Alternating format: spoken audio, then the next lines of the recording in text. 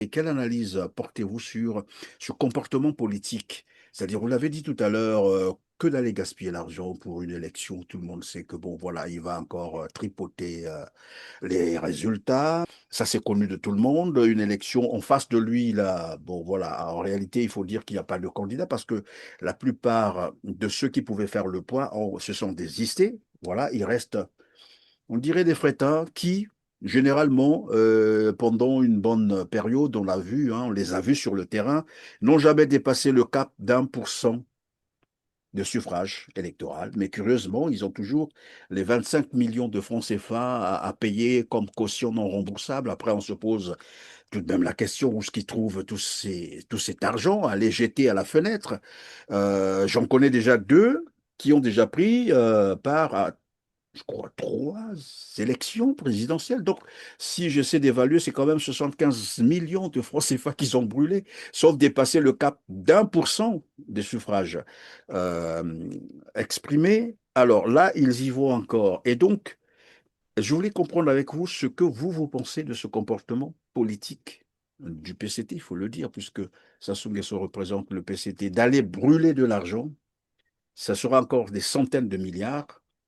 Et ce qu'il a commencé à faire, il faut évaluer ça autour probablement de 300 milliards. Et dans le même temps, la situation du Congo est celle que vous venez de décrire tout à l'heure. Pas d'eau potable, pas d'électricité. Voilà, les gens vivent dans la précarité totale comme des esclaves.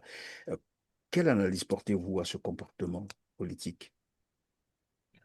Bon, écoutez, franchement, au sein de notre structure, hein, c'est pas un événement majeur, hein. Mais bon, puisque il faut parler, c'est le pays, hein, et on a toujours un regard. Euh, D'abord, parlant des soi-disant candidats qui sont autofinancés par la dictature Vous de l'affirmez. Brazzaville. Oh ben, écoutez, c'est vrai qu'on va vous demander les preuves et tout consort, mais lorsque vous ne travaillez pas, hein, et que du jour au lendemain, vous avez 5 millions de francs CFA et ça reste à penser. Hein. Ah bon. Maintenant, vous savez, nous sommes devant une situation où on a un leader qui n'a plus de vision et qui n'a jamais d'ailleurs eu de vision pour le pays. Donc, bon, ce qu'il sait faire, c'est se faire voir, c'est se paraître.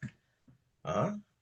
Il y a pas un plan économique, hein, que bon, au bout d'une période donnée, on essaie d'évaluer, de voir ce qui a marché, ce qui n'a pas marché, et qu'on corrige pour aller de l'avant. Il y en a pas.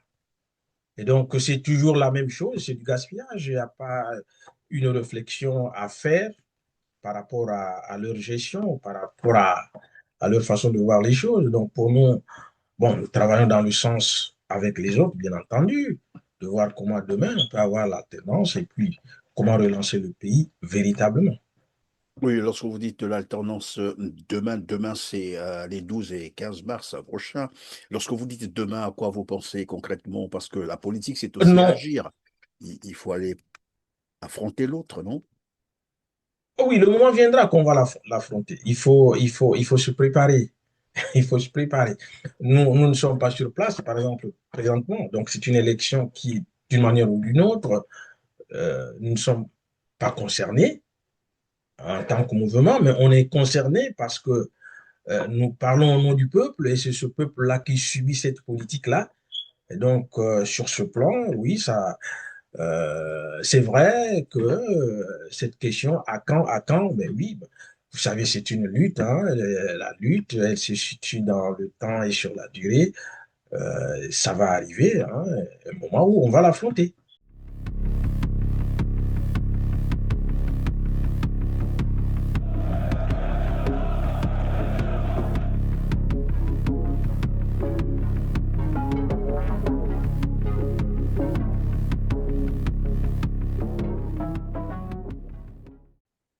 Bonjour et bienvenue sur R7, mesdames, messieurs. Ravi de vous retrouver en compagnie de Pierre Milika Mimanga, coordonnateur du mouvement Congolais contre la dictature MCCD, section États-Unis. Bonjour Pierre Milika, Et bonjour, Monsieur Perrin.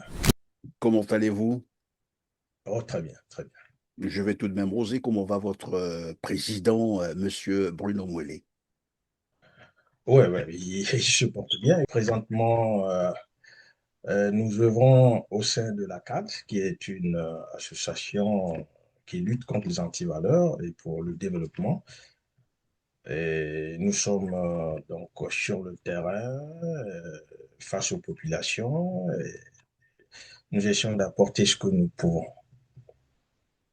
En tout cas, merci de nous rejoindre sur R7 pour cette interview qui portera sur la situation socio-économique et politique de la République du Congo à 5 semaines de la prochaine parodie d'élection présidentielle fixée, vous le savez, pour les 12 et 15 mars 2026. D'aucuns diront que vous êtes beaucoup trop loin du pays pour évoquer les réalités quotidiennes vécues par les Congolais. Quels sont les moyens qui vous permettent de suivre l'actualité congolaise, la situation du Congo, et ce, depuis quand? Mais aujourd'hui, c'est aberrant de dire qu'on est loin. Là, d'ailleurs, nous sommes en train de nous communiquer, on n'est pas sur place.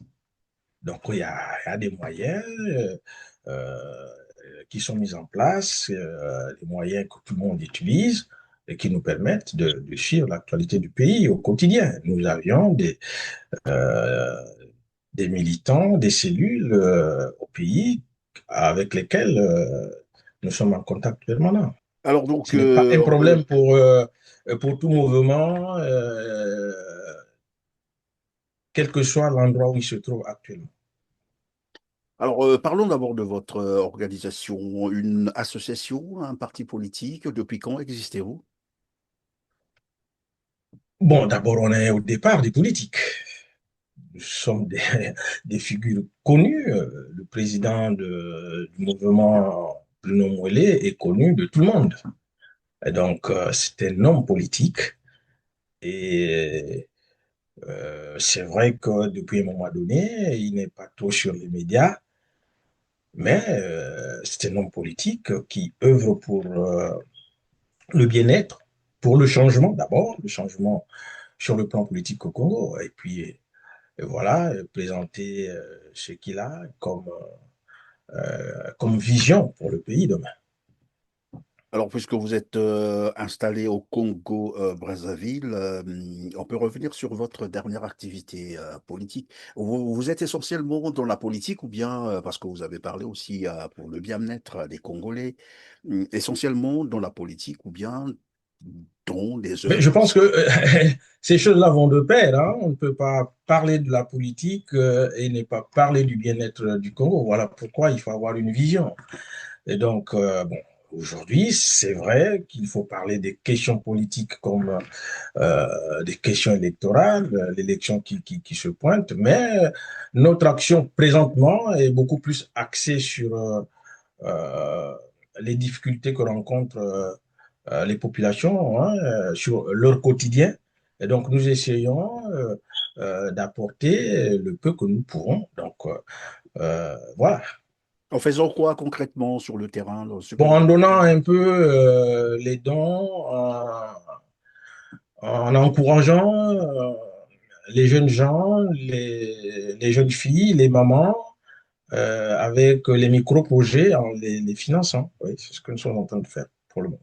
En tout cas, merci beaucoup. Alors, parlons donc de la situation socio-économique actuelle de la République du Congo, puisque vous êtes aussi informé, hein. Un bon politique, c'est celui qui est bien informé.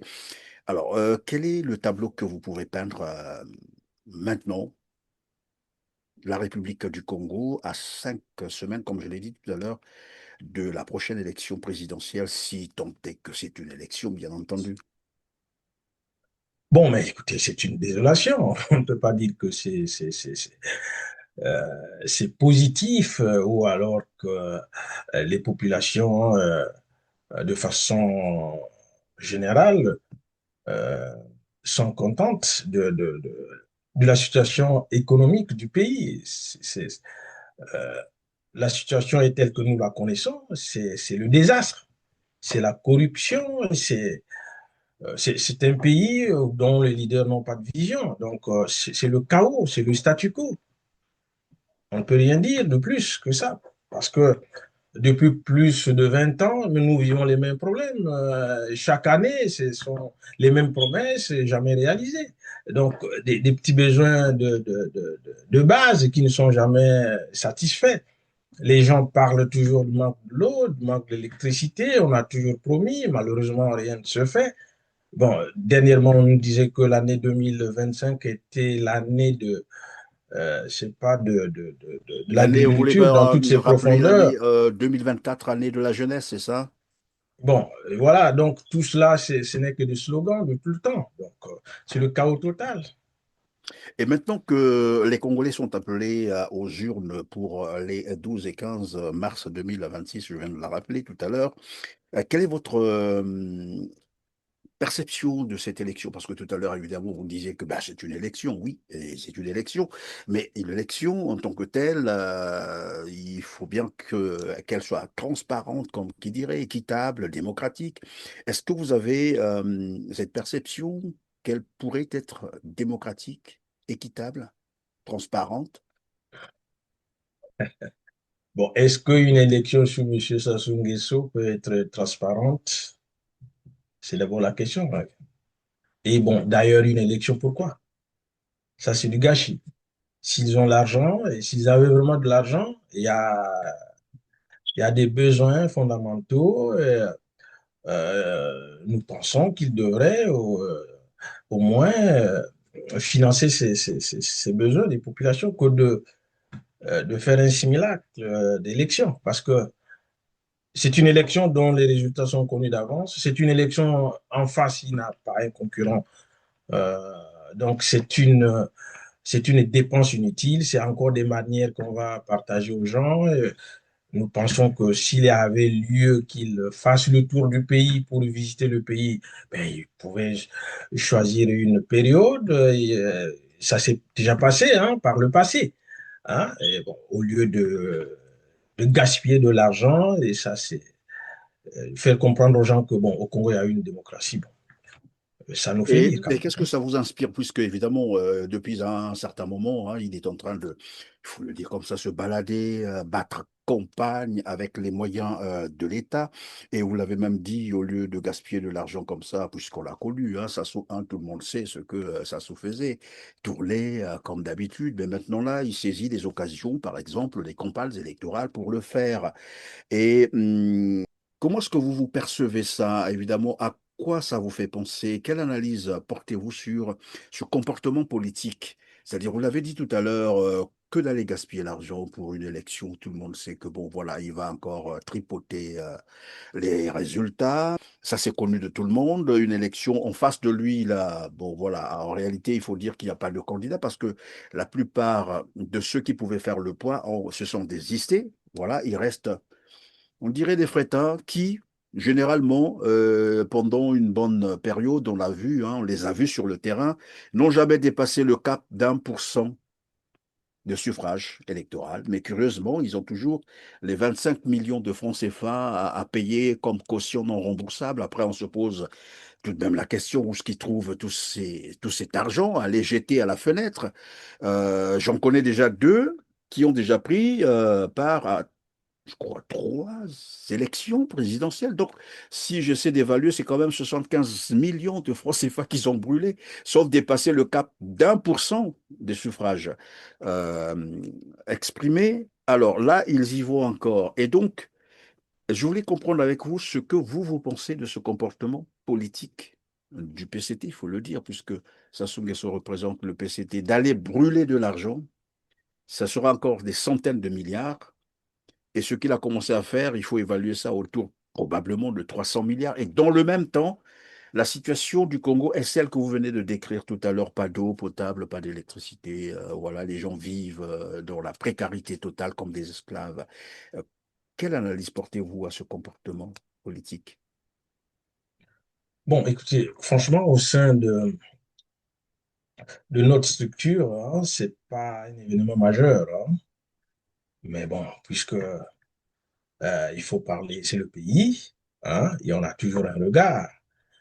Euh, D'abord, parlant des soi-disant candidats qui sont autofinancés par par la dictature Vous de l'affirmez.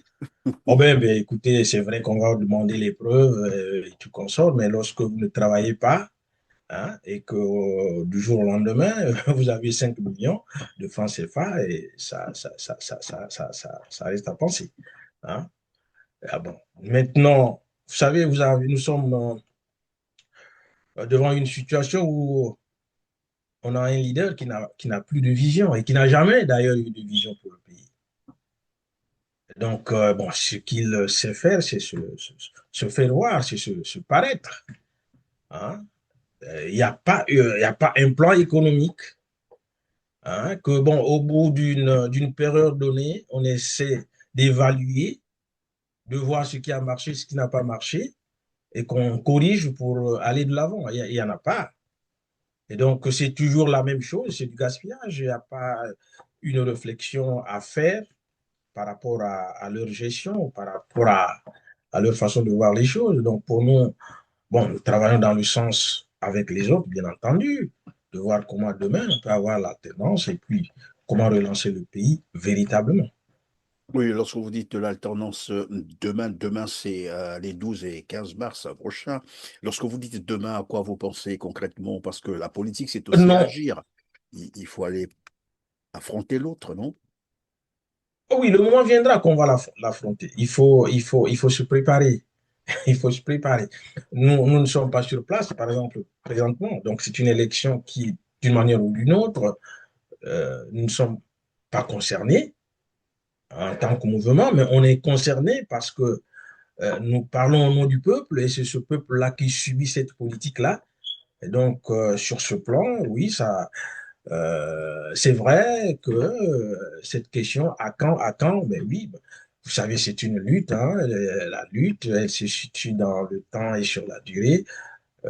Ça va arriver, hein, un moment où on va l'affronter. Oui, mais vous ne pensez pas que maintenant là, bon, peut-être pas des militants, hein, vous êtes une association, vous avez dit, vous faites la politique, mais tout de même vos partisans sont impatients de savoir quand est-ce que vous irez changer les choses, parce que finalement, avec la situation actuelle, celle que vous venez de décrire, on ne le dira jamais assez. Vous savez qu'au Congo-Brazzaville, les retraités, pour ne citer que cela, les retraités sont à plus de 40 mois d'arriérés de pension impayés. Il y a des travailleurs, des fonctionnaires de la fonction publique qui cumulent aujourd'hui plus de 98 mois d'arriérés de salaire impayé. Les hôpitaux sont en grève. Là-bas, on parle des dizaines, des vingtaines de mois d'arriérés de salaire. Les routes sont dans l'état où tout le monde sait, délabrées. L'université, je ne sais pas s'ils ont repris les cours, mais chaque année, c'est toujours voilà, les grèves à répétition. Voilà un peu l'environnement dans lequel vivent désormais les Congolais, les morgues fermées, les hôpitaux sont, comme je l'ai dit tout à l'heure, et le taux de mortalité, je ne sais pas si vous êtes informé là-dessus, il est vraiment exponentiellement en hausse. Et vous leur dites, le moment viendra. Bon, mais écoutez, on ne peut pas faire autrement, on ne peut pas opérer des miracles. Maintenant, vous saviez, tout à l'heure, vous avez parlé du bilan, hein, et lorsque vous voyez les secteurs économiques, enfin, de façon générale, tous les secteurs, hein, il n'y a aucun secteur où on peut dire que ça marche. Hein. Nous avons une équipe où nous avions un leader, je venais de le dire tantôt, qui n'a pas de vision et qui fait, par exemple, du paiement d'un salaire de quelqu'un qui a travaillé une victoire. Ouais. Et lorsqu'on a payé un salaire, ça crie partout que, bon, voilà, il a payé. On C'est comme célèbre le si salaire, oui, oui. voilà. Alors que vous aviez travaillé, c'est votre droit, il faut qu'on vous paye.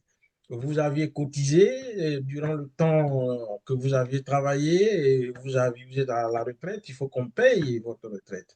Bon, malheureusement, ce n'est pas ce qui se passe chez nous et les quelques rares fois que ça se passe, et ça se transforme en trophée. Hein. Alors, et lorsque vous avez une équipe qui n'arrive plus, qui ne peut plus proposer quelque chose, qui n'a plus d'alternance, qu'est-ce qu'il faut faire effectivement? Euh, les forces politiques de l'opposition euh, ce n'est pas aussi un pouvoir euh, comme tous les pouvoirs. C'est un pouvoir dictatorial qui a toute la force publique avec lui. Et donc, il faut une certaine manière, il faut une certaine dynamique euh, pour que, avec l'apport, avec l'appui de ces populations-là, que demain, les choses se passent de la façon la plus souhaitée. Bon, pas peut-être qu'un coup d'État, parce que nous n'avions pas besoin de ce qui se passe Non, ailleurs. personne ne parle de coup d'État, mais Ben là voilà, aussi, donc nous avions besoin d'une alternance apaisée.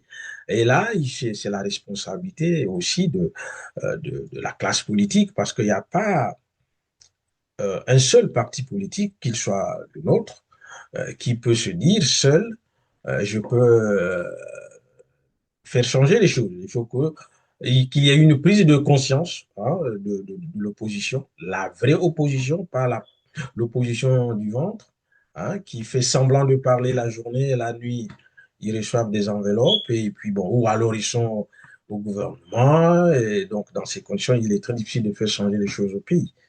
Mais ce qui est vrai, c'est que les réflexions ou les contacts, les réunions, le travail sur le terrain se fait le moment venu. C'est vrai pour les populations, elles sont fatiguées de vivre ce qu'elles vivent aujourd'hui, mais qu'elles restent conscientes et confiantes. oui, mais si on ne peut pas participer aux élections, comme vous l'avez dit tout à l'heure, le temps viendra, le moment viendra. Est-ce qu'on peut penser, par exemple, un jour, vous pourrez appeler, par exemple, pourquoi pas une désobéissance civile, ça aussi c'est démocratique, c'est reconnu hein, par la Constitution. Bon, en ce qui nous concerne, il est très difficile aussi hein, lorsque vous n'êtes pas sur place. Ce qui est beaucoup plus important aujourd'hui, il faut travailler pour que cette lutte-là, nous la menons sur place. Hein, parce qu'il ne faut pas trop laisser l'espace, effectivement.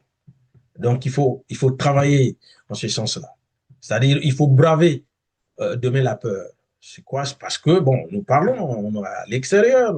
Non, il faut que nous soyons euh, sur place pour mener cette lutte-là et il faut travailler en ce sens-là. Et pour la vraie opposition, celle qui se trouve, parce que la diaspora, toute la diaspora n'est pas de l'opposition, hein. Il y a la diaspora qui soutient le régime en place. Mais pour la diaspora de l'opposition qui pense qu'il faut faire changer les choses, il y a un moment donné, il faut qu'on descende tous, même si c'est la prison, et on va tous faire la prison.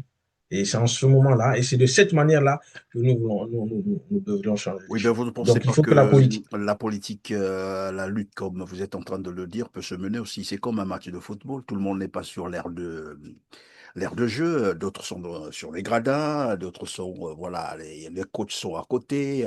Et j'allais dire, vous qui êtes à l'étranger, vous pouvez aussi manager depuis l'étranger d'autres forces qui sont à l'intérieur. Bon, bref, mais ça, c'est votre organisation et votre fonctionnement. Il faut peut-être que vous soyez sur le terrain, comme vous l'avez dit. Mais je pensais qu'on pouvait aussi manager depuis l'extérieur des forces qui sont sur Mais place. ça nous fait aujourd'hui Représenter. plus, ça nous fait aujourd'hui plus de 20 ans que lorsque nous sommes sortis, par exemple, du pays, c'était pas nous les leaders. On avait des leaders, mais pratiquement qui ne sont plus. Ben, nous avions pris le relais. Et donc aujourd'hui, c'est quoi? C'est parce que on donne un peu trop de pouvoir hein, à ceux qui sont sur place. On donne trop de pouvoir. Donc il faut les affronter, il faut discuter, il faut lutter. Parce que si nous arrivons à dire que ceux qui sont sur place ne font pas véritablement le problème, il faut les renforcer aussi. Revenons un peu sur la situation, disons la crise économique et financière telle que présentée par le gouvernement congolais qui la justifie par une baisse, je sais pas moi, du prix de baril, du pétrole sur le marché international. Vous avez la même, vous partagez cet avis ou bien vous pensez comme d'autres qui disent, qui affirment, ou bon, enfin, qui soutiennent la thèse comme quoi c'est une crise artificielle, c'est-à-dire créée par ce régime pour à des fins politiques. bon, elle n'est ni artificielle ni naturelle. Est-ce que durant tout ce temps que M. Sassou est au pouvoir, et à un moment même que le baril de pétrole, c'est notre seule ressource ou l'unique ressource, euh, et au plus haut, est-ce qu'il y a déjà eu l'embellie pour dire que, bon, à cette période, le baril était haut, les recettes étaient en hausse, et voilà ce que nous avions pu faire parce que l'économie était en bonne santé. Nous ne pensons pas, parce qu'on a toujours vécu la même situation, ce sont les mêmes promesses, jamais tenues. Et donc, le problème, ce n'est pas qu'elle soit artificielle ou naturelle. Le problème, c'est que nous avions à la tête quelqu'un qui n'a pas de vision, quelqu'un qui n'a pas de programme, qui vit au jour le jour, c'est tout. Donc, il n'y a pas de grands projets, on ne finance rien, on ne programme rien. Depuis qu'il est là, il y a combien d'universités, par exemple, construites? Vous voyez? Bon, il y a combien des hôpitaux et qui sont équipés? Lorsqu'on est malade, il faut voir comment les avions sont remplis pour aller se faire opérer même de l'appendicite au Maroc. Vous comprenez? Donc, ce n'est pas, ils n'arrivent plus, ils sont coincés, ils sont à bout de souffle. Ce qui est nécessaire pour les Congolais demain pour s'en sortir, il faut qu'ils dégagent, c'est tout. Il faut qu'il Sinon, bon, dégage. voilà, c'est la corruption à tous les niveaux. Et personne n'est jamais condamné. Hein. Bon, il y a la corruption, c'est connu de tout le monde, c'est vu de tout le monde, c'est le vécu quotidien de tout le monde. Donc, personne n'est convoqué. La justice, bon, elle est vraiment indépendante? Est-ce qu'elle-même veut être indépendante? C'est ça aussi la situation. Alors, dernièrement, il était en visite, je ne sais pas s'il est déjà rentré, en visite à Pointe-Noire. Bon, visite encore, c'est moi qui ai dit, hein. C'est comme je le rappelais tout à l'heure, mal nommer les choses, c'est rajouter le malheur au monde.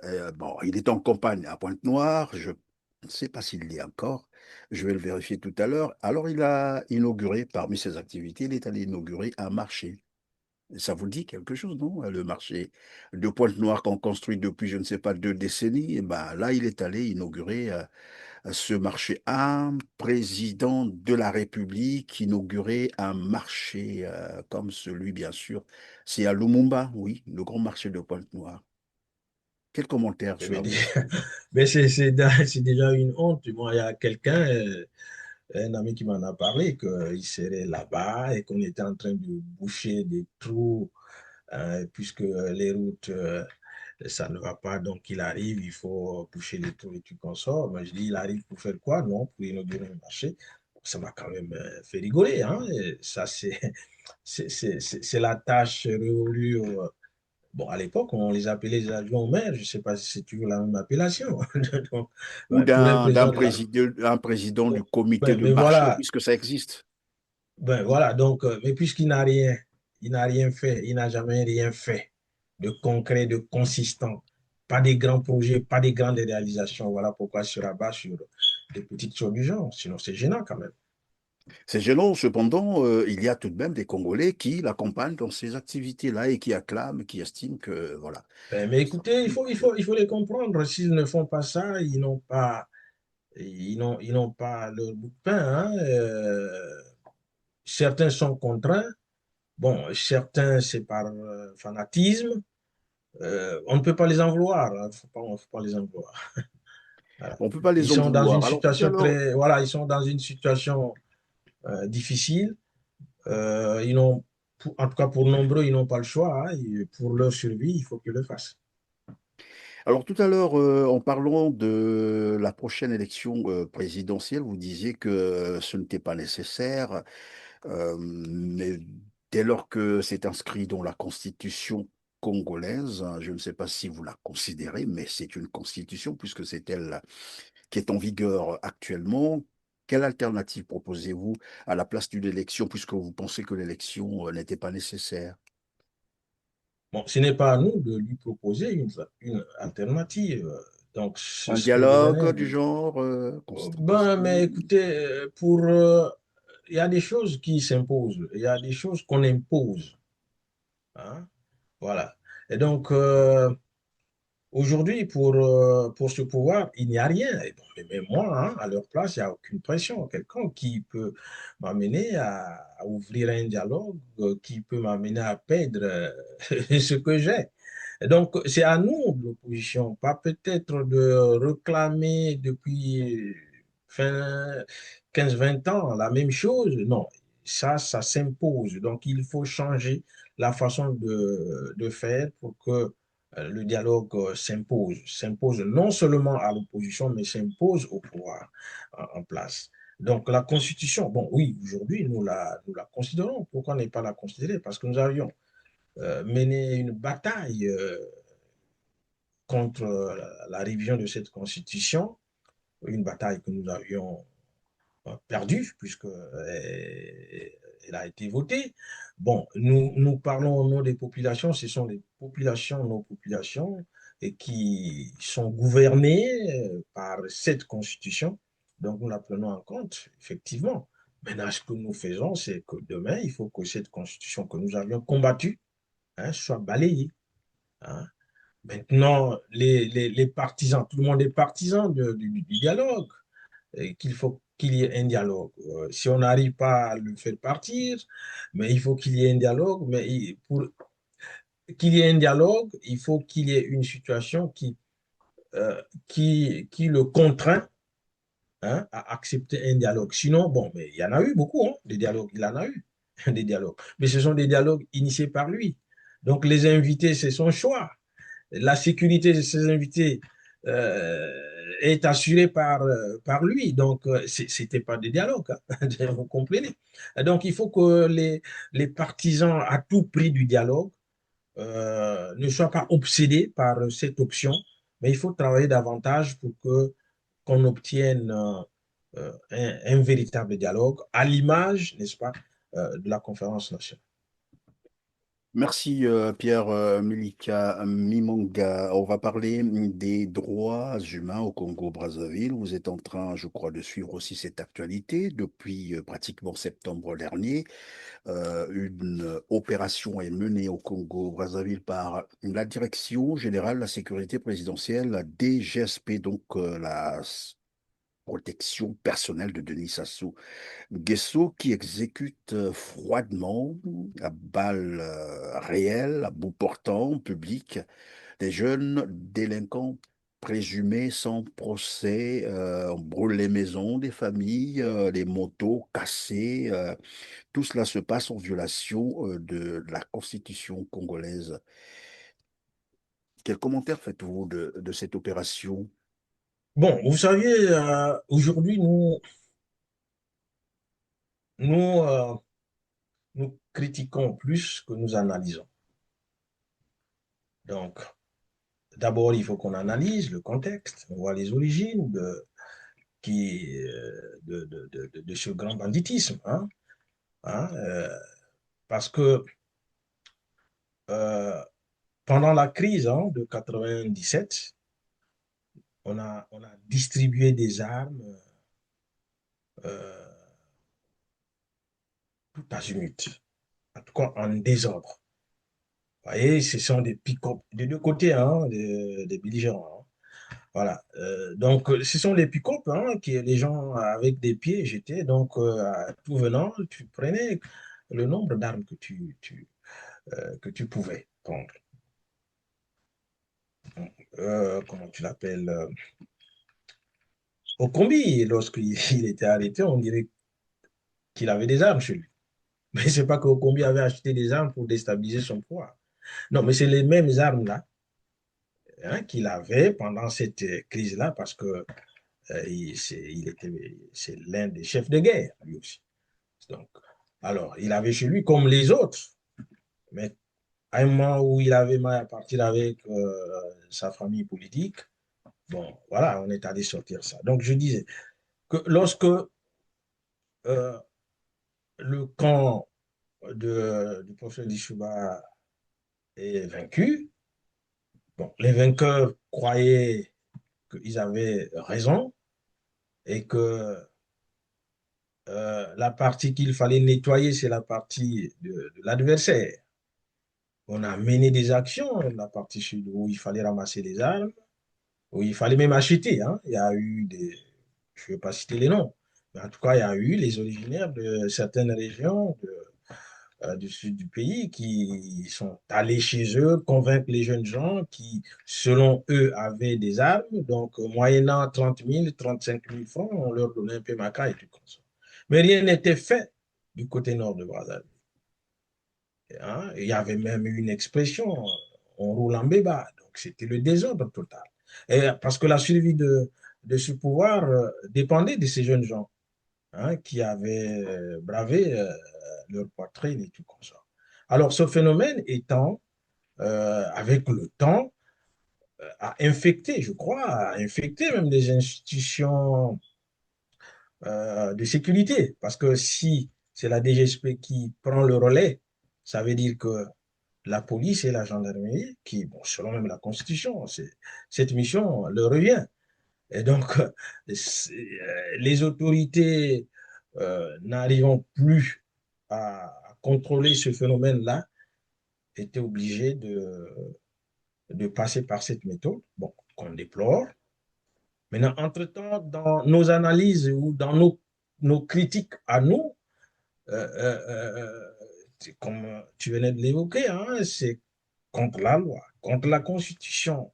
Ça veut dire que il faut protéger les Koulounas. Ce qu'ils font, c'est ils ont besoin ou ils ont droit à une justice. Mais nous ne voyons pas les victimes causées par ces Koulounas. On n'en a jamais parlé. Il n'y a pas eu des spécialistes pour dire qu'au Congo, cette insécurité, les Koulounas, ce que les Koulounas font, c'est pas bien. Mais plutôt, bon, les gens ont pris une décision, peut-être vague vague, mais en voulant résoudre ce qu'eux-mêmes ils ont créé. Hein. C'est parce que c'est créé par eux-mêmes et ça a commencé à les dépasser. Donc, il fallait trouver. Bon, maintenant, il y a eu dans la façon de faire, hein, il y a quand même des dérapages qu'on déplore. Hein, qu'on déplore. Sinon, Oui, parce que, fondamentalement, oui, oui, évidemment, vous pouvez continuer, oui, oui, continuez. fondamentalement, lorsque vous aviez tué sans raison, et s'il y a lieu de vous faire autant, pourquoi pas? Bon, maintenant, c'est la manière, il faut voir est-ce que c'est de la bonne manière. Bon, il y a eu peut-être des dérapages. Une telle mission ne peut pas manquer de dérapages. Euh, euh, mais ce qui est beaucoup plus important, c'est que de part et d'autre, nous avions eu des victimes causées par euh, les Koulouna. Et il y a des vrais Koulouna qui ont été éliminés.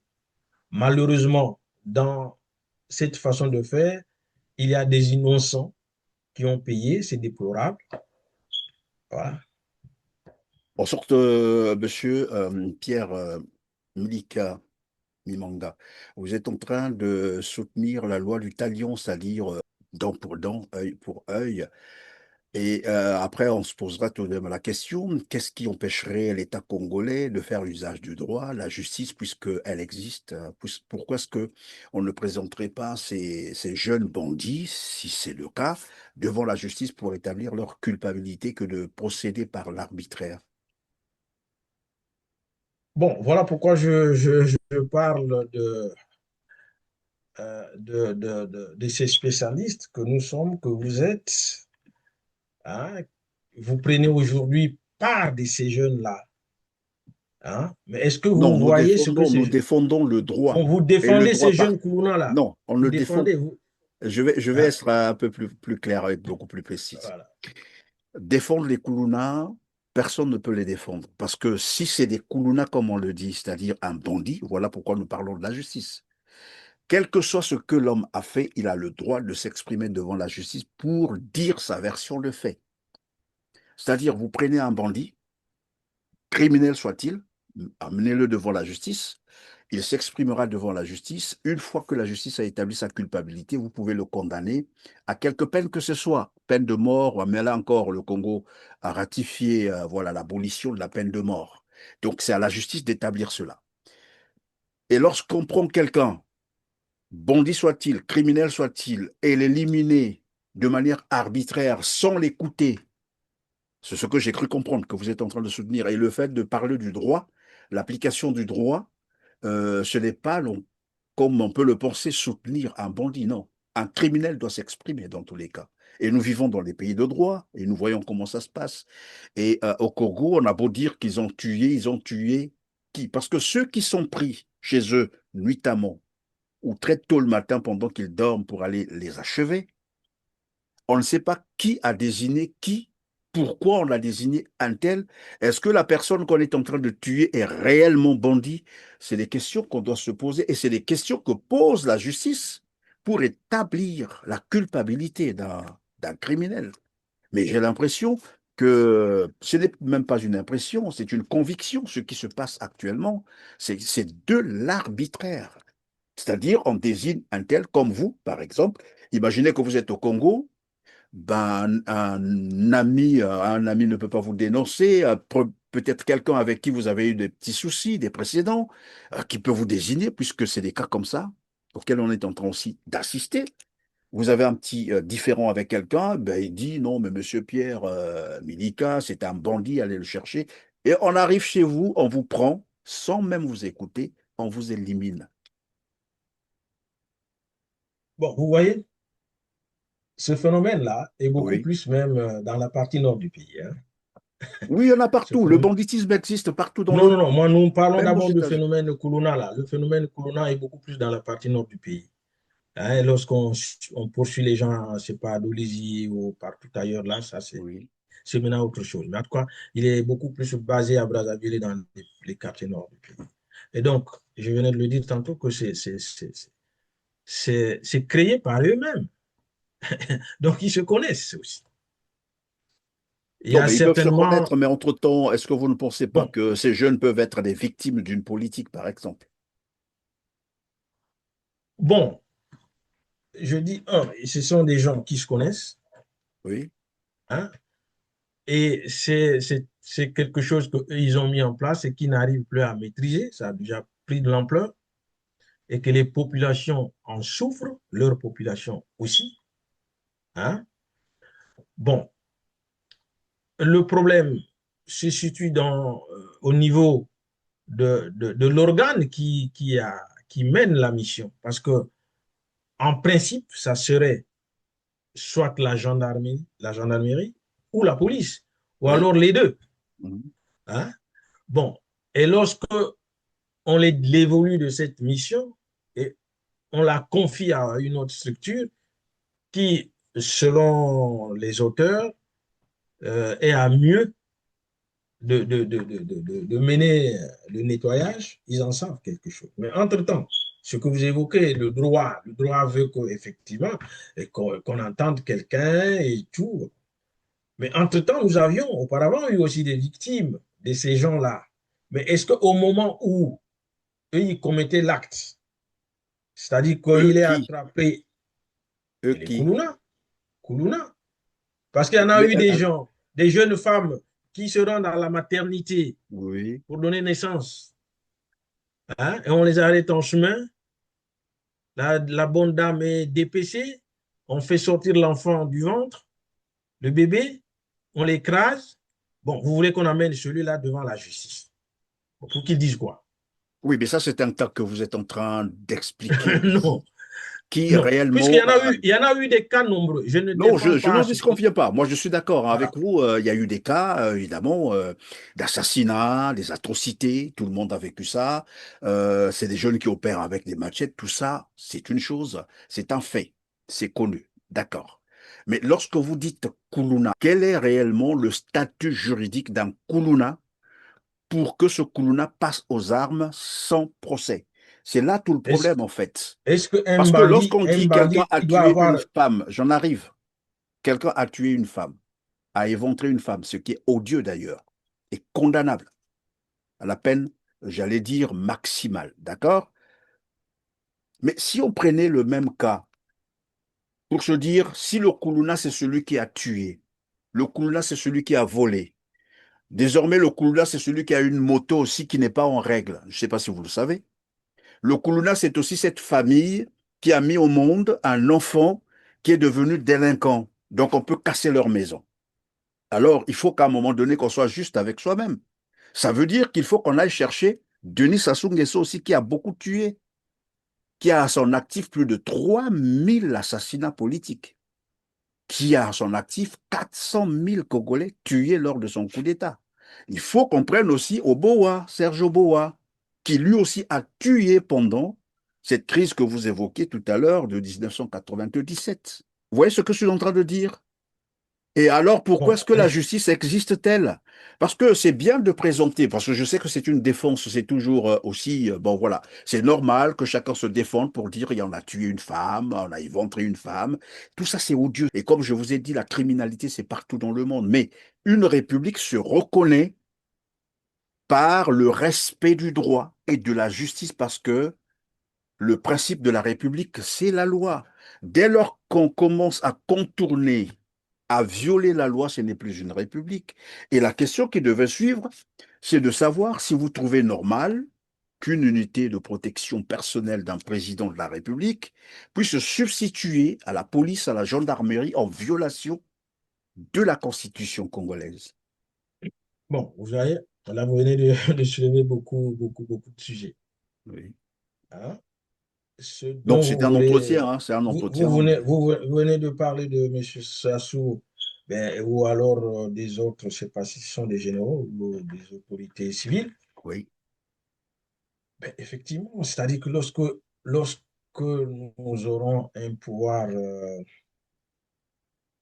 Décisionnaire, pouvoir c'est ça? indépendant, hein, Oui. il pourra euh, décider sur beaucoup de cas, même passés, et pourquoi pas revenir, et que la justice soit établie pour tout le monde. Ça, il n'y a pas de problème là-dessus.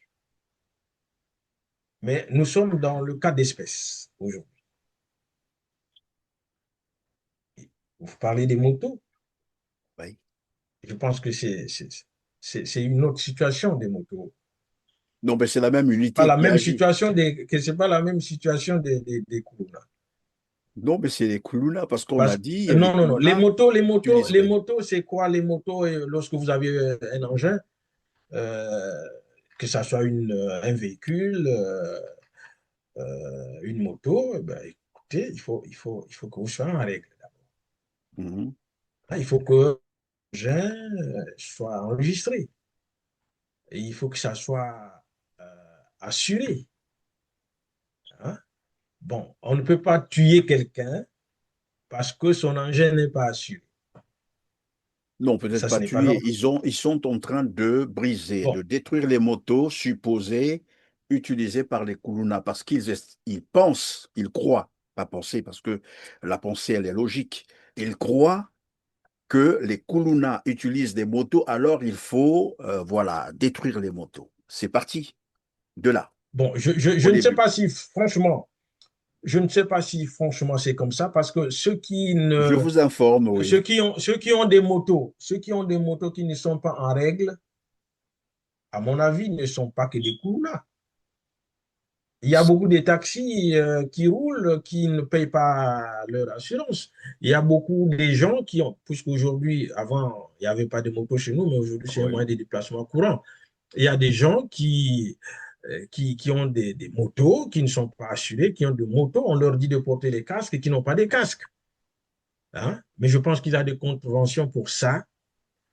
On ne peut pas tuer quelqu'un parce que sa moto Non, n'a non, pas non, je été n'ai pas enregistrée. dit on a tué quelqu'un parce qu'il a une moto. Non, non, non, il faut que je sois un peu clair. J'ai Bon, dit qu'on voilà. est en train de Hein? détruire les motos sous prétexte, et au départ, c'était ça, au début. Même Voilà. détruire, c'est-à-dire au premier abord, même détruire, c'est pas la bonne manière.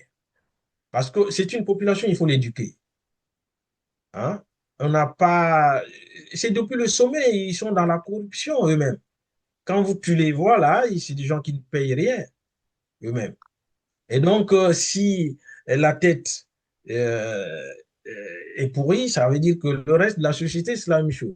Mais lorsqu'ils veulent mettre les choses dans l'ordre, il y a une période de sensibilisation. Hein? Et lorsque vous arrêtez quelqu'un qui a une moto, mais la moto n'est pas enregistrée, il faut le faire comprendre que ta moto doit être enregistrée et ta moto doit être assurée. Et que bon, tu ne peux pas rouler sur ta moto sans casque, comme tu ne peux pas remorquer quelqu'un sans casque. Donc, même si tu es en règle, mais il n'y a pas de casque, tu dois payer, évidemment. Et lorsque tu n'es pas enregistré, tu as cette amende-là qui est là, on peut prendre ta moto, on la garde quelque part. Mais je pense que c'est aussi des sources de revenus. Hein? Évidemment, On c'est te du donne matériel et ça entre dans le cadre de l'économie, par exemple, du bon, pays. voilà, donc ça, on te donne un délai que tu te mets en règle. Et si tu ne te mets pas en règle, on peut vendre ce matériel à quelqu'un qui a les moyens et qui peut se mettre en règle. Donc, il y a eu quand même le désordre en ce sens-là. Bon, même sur les Kourouna, moi, je suis pour la peine de mort, effectivement, accompagné d'une justice hein, équitable. Lorsque vous aviez tué sans raison, d'abord, quelle que soit la raison, on ne doit pas tuer. Et donc, si vous aviez tué et que c'est établi que c'est vous qui aviez tué, qu'on vous tue aussi. Et Donc, moi, je pourtant, n'ai tout pas à de l'heure, vous remords sur. avez dit, quelle que soit la raison, on ne doit pas tuer. Non, Alors, je ne donc, dis pas que quelqu'un non, qui... moi, je suis pour qu'on tue. C'est-à-dire que. Ah oui, oui, oui. C'est-à-dire que celui qui a tué, on doit le tuer. Ça n'engage que moi, ce n'est pas le mouvement dans lequel je milite. Oui, ça Hein? n'engage que vous, Voilà, évidemment, voilà, je suis pour la peine de mort. La peine de mort à côté d'une justice équitable. à côté d'une Maintenant, dans justice le cas qui est le équitable. nôtre, Oui. c'est la cacophonie. Hein? C'est la cacophonie parce que l'organe ou l'institution qui exécute cette mission-là n'est pas habilité à le faire. Donc, On est dans un cas de figure où on veut lutter contre les crimes en commettant des crimes. Voilà ce que ça donne au Congo, en fait. C'est-à-dire, vous êtes en train de vouloir lutter contre le banditisme, les criminels, mais en commettant vous-même aussi des crimes parce que vous violez la loi, vous le faites de manière arbitraire. Et voilà, c'est l'homme qui se réveille un matin, qui décide, ben, c'est un tel qu'on doit exécuter, on le fait. Ce sont les crimes contre l'humanité. Et le faire malheureusement, aussi en c'est-à-dire que public. En public. malheureusement, comme c'est ce qui se passe, hein, malheureusement, mais sinon, que euh, dans la forme, il était question qu'effectivement, ils ont un parlement, hein, et, ils pouvaient passer par le parlement, Par exemple, voter, bon, voilà, et tout consort. Mais entre-temps, moi, je ne suis pas là à défendre les coups-là qui ont tué, non, hein, personne ne les mais défend, soyez-en et voilà, rassurés. donc c'est On la défend. façon qu'on procède. Il y a des petits règlements de compte, il y a des victimes Voilà. qui, des victimes innocentes à un moment donné. Tout à fait, tout à fait. Personne ne peut défendre les bandits, mais tout le monde est tenu de défendre le droit, à tous les niveaux, bien entendu. On va passer à un autre volet, puisqu'on Mais est presque dans le le feu. problème, comme je venais de le dire, que nous défendons beaucoup plus les Koulouna que les victimes des Koulouna. Et ça, ce n'est pas bien. Non, défendre les Koulouna, je ne sais pas si on peut bien se comprendre à ce niveau-là. Ah ben, je suis Personne dans beaucoup le de gens monde, sur les. personne, je dis bien personne dans le monde, ne peut défendre un bandit, un criminel, comme on dit chez nous, un Koulouna. Personne. Cependant, nous sommes tous tenus de respecter le droit, la loi, et parce qu'elle existe. Et la loi protège tout le monde. C'est la loi qui dira, un tel est bandit, voleur, criminel, il faut le condamner. Mais ce n'est pas à un citoyen de décider la mort ou la vie de l'autre citoyen. Voilà là où on en est. C'est parce que lorsqu'on dit appliquer la loi, tout le monde dit vous défendez les Koulouna. Non, on n'a pas défendu les Koulouna. Personne ne défend les Koulouna. Dire appliquer la loi, ça n'a rien à voir avec défendre les Koulouna. Et il faut que les choses soient claires. La loi, elle est faite pour tout le monde. Voilà pourquoi je rappelais tout à l'heure, on ne peut pas combattre un crime en commettant des crimes. On ne combat pas un crime par un crime. Ça ne se fait pas, malheureusement. Donc, personne ne peut défendre le banditisme ou voilà, la criminalité. Ce n'est pas possible parce que tout le monde voudrait vivre en paix, comme qui dirait. Si on peut passer, à moins que vous ayez encore quelque chose à dire là-dessus, sinon on peut passer Non, à non, l'autre non, on ne volet. va pas. s'éterniser Merci beaucoup, Pierre sur ça. Milika Mimanga. On va donc presque, c'est la fin de cette émission. On va terminer avec ce volet, bien sûr, qui porte sur. Bon, tout à l'heure, on a parlé de l'année de la jeunesse. Bon, on va pas revenir là-dessus. Ça entre dans le cadre du bilan, qui est un échec total, c'est un chaos.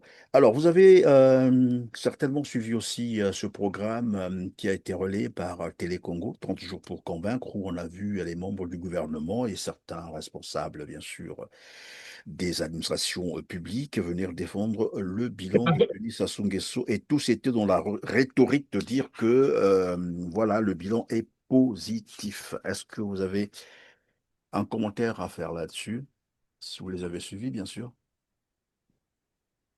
Quel commentaire? Est-ce que lorsque le bilan est positif,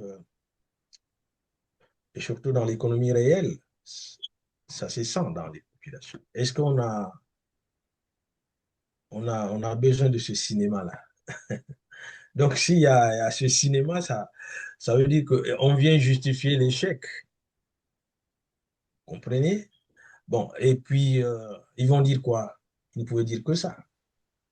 Oui, bon, le bilan, il est positif. Ça veut dire que le Congolais, vivant à Brazza, Pointe-Noire, le courant à l'eau de façon permanente. Et, et le panier de la ménagère ne subit pas de difficultés. Ça veut dire qu'il y a eu création de l'emploi. Donc, les jeunes gens euh, qui finissent leurs écoles trouvent facilement le travail, pas seulement à se confiner dans la fonction publique et tout consort. Et là encore, c'est un casse-tête. Il faut que vous soyez recruté. Hein, ou peut-être, bon, comme il y a une autre entreprise de l'État qui est l'armée. Hein.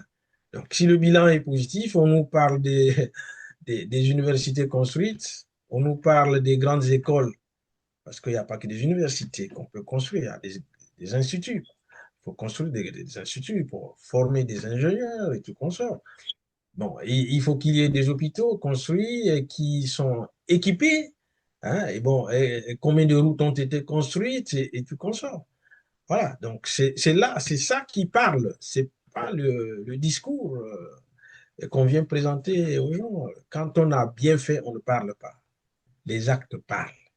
Donc ça, pour nous, c'est du cinéma. Ils n'ont rien à faire. Bon, il faut venir se justifier pour dire qu'on est là et tu consommes. C'est zéro. Ils n'ont plus de vision. Ils n'ont jamais eu de vision pour ce pays. Et ils sont à bout. Ils n'ont plus rien à présenter. Ils n'ont plus rien à proposer au peuple congolais. Bon. Maintenant, puisqu'ils ont tout, les régies financières et tout entre leurs mains, c'est tout à fait normal qu'on se livre à un tel spectacle. C'est honteux d'ailleurs. Si honteux, alors on va terminer par cette question. En 2 mots, que direz-vous à un nouveau mandat présidentiel pour Denis Sassou Nguesso au Congo? Ça ressemblera à quoi? Mais c'est le statu quo, c'est la même chose qu'on va vivre. Donc, ce que je peux demander, peut-être pas faire une projection sur son mandat, son nouveau mandat. Mais c'est plutôt interpeller l'opposition à beaucoup plus de cohésion, à beaucoup plus de dynamisme, à conjuguer les efforts pour qu'elle soit plus réaliste, puisque aucune force seule ne peut pas vaincre cette dictature de Brazzaville. C'est pas à l'endroit de Michel Sassou, nous savons que c'est toujours la même chose, c'est la gabégie, ils vont continuer à voler comme toujours, et puis ben, voilà, donc à l'opposition de cesser à pleurer, parce que l'opposition, on a l'impression qu'elle pleure trop, qu'elle demande toujours le dialogue, alors que le dialogue auprès de M. Sassou, il faut l'imposer. Donc, il faut créer les conditions qu'il accepte un dialogue. Sinon, c'est aussi un faible qui est fort devant une opposition désemparée. Merci Pierre Milika Mimonga. Je rappelle que vous êtes coordonnateur du mouvement congolais contre la dictature section États-Unis. Grand merci d'avoir été avec nous, Je surtout le d'avoir répète répondu. encore, le mouvement congolais contre la dictature en pleine mutation. Oui, C'est la CAD, qui est la une CAD. association, voilà, qui lutte contre les antivaleurs et qui œuvre pour le développement et le bien-être des populations, qui aujourd'hui est beaucoup engagée sur le terrain. Elle est partout dans tout le pays, essaie d'aider les jeunes gens avec des projets, les mamans, les jeunes femmes et tout. Merci donc d'avoir répondu à mes questions. Mesdames, Messieurs, c'est la fin de cette émission. Merci de nous avoir suivis, de nous avoir accompagnés, surtout votre fidélité. Alors, les petits gestes, vous les connaissez, mais je les répéterai tout le temps. Cliquez sur le petit pouce en l'air juste en bas de la vidéo. C'est pas trop demandé. Partagez et dites-nous en commentaire ce que vous pensez de cette émission. Sur ce, on se retrouve très prochainement. Merci. Merci beaucoup.